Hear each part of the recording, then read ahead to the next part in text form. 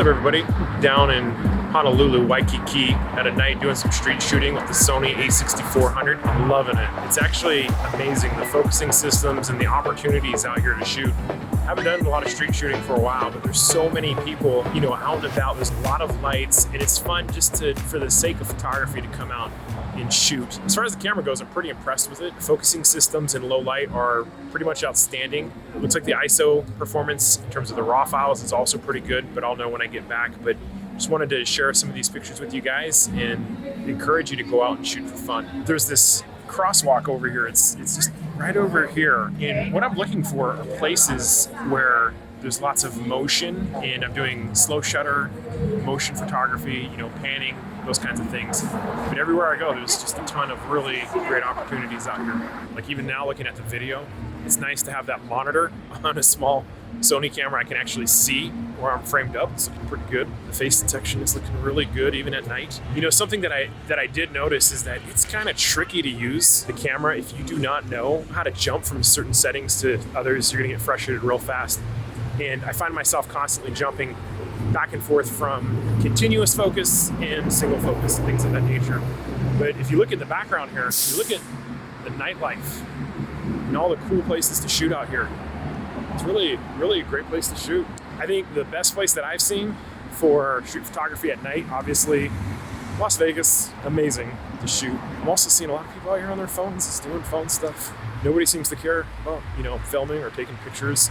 The businesses that I've gone into, I'm like, hey, can I shoot? They're like, yeah, go ahead. But there are some really awesome social aspects to shooting, night photography, because you get to interact with people in a very natural way. You're like, hey, can I take your picture? And they're like, sure, no problem, and it's a very, very easy way to meet people, very easy way to interact with all kinds of craziness out and about. You gotta be careful, I guess some people don't want the pictures taken.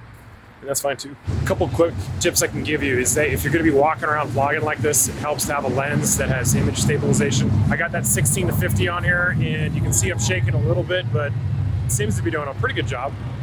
Shooting on auto ISO, because as you can see, I'm walking in and out of different lit conditions, and I don't want my face to over or underexpose. I have a Maven strap, and this thing is super light. I don't even realize I'm carrying it. Far more enjoyable shooting experience, I believe, with a camera with manual controls, and allows us to take pictures of long exposures. One great technique is to lean against the light post. I do that all the time for shutter speeds in the 1/40th, 1/50th of a second. Get ready to cross. Onboard microphone, probably not that great, but we'll try it out and see how it works. Face detection, I love the monitor. As soon as you put a microphone on there, though, it's going to be in the way. So I've been working on this intersection right here for probably 15-20 minutes, because I noticed this bus came by and I dragged the shutter a little bit, and I didn't have my focusing settings right. So I'm waiting for this bus to come by to get the right shot. But there's a lot of cool things compositionally going on with it. See this light pole right here?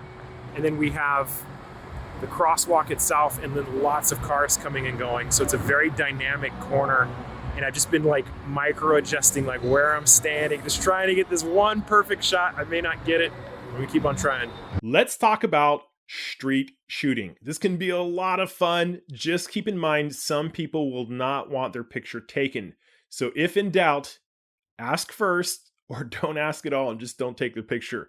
Even though legally we can take a picture of anything in public, it's good to be friendly and courteous, and some people will be a little nervous, or maybe they just don't want their picture taken. For this exercise, I want you to do this on a well-lit street at night.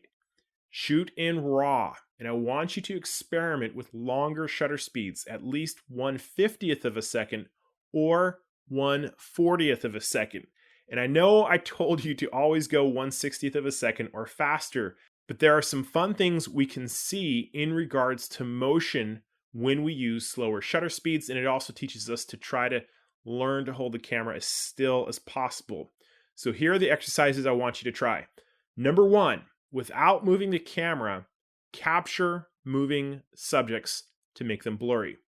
Number 2, while moving the camera, pan with a fast moving subject, matching their speed to get them in focus and to make their background blurry. Number 3, ask businesses for permission to shoot their interiors. I've learned that nearly all of them say yes, but they will give you more freedom when they are not as busy or if you are a customer. And I also like to offer them copies of the images. I just give them to them for allowing me to shoot.